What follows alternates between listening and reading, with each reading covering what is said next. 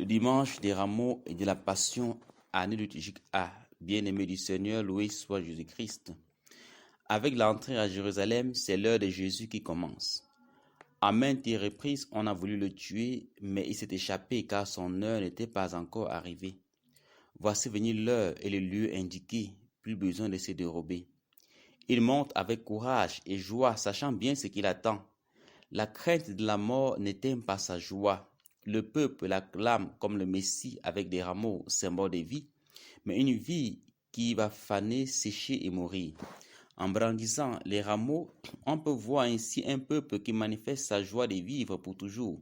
Une demande de libération, d'où l'acclamation Hosanna, béni soit celui qui vient au nom du Seigneur.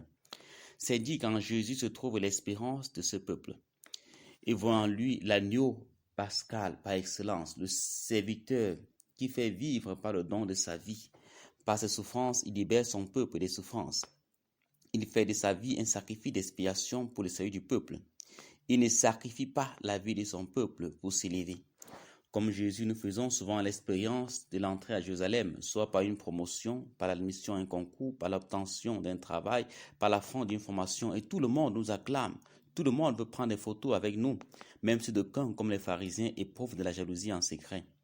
La joie de l'entrée à Jérusalem ne doit pas nous faire oublier qu'il y a la passion et que derrière cette passion se cache la résurrection.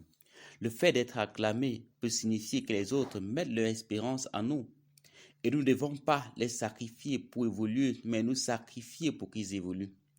La souffrance vécue selon le dessein de Dieu pour le bien-être de nos proches est porteuse de grâce, selon des canaux de grâce pour les autres.